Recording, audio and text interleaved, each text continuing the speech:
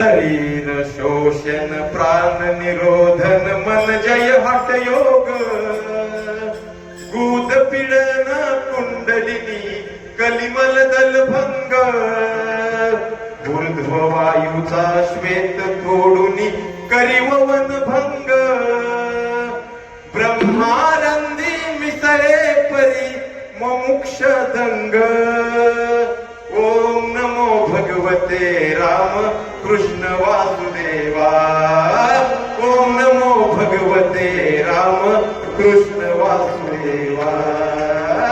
ओम नमो भगवते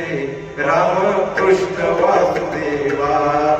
नाथ महाराज फार सुंदर सांगतात की योगाच्या मार्गाने जायचं असेल ना, शरीराचं काय करा, शरीराचं शोषण आहे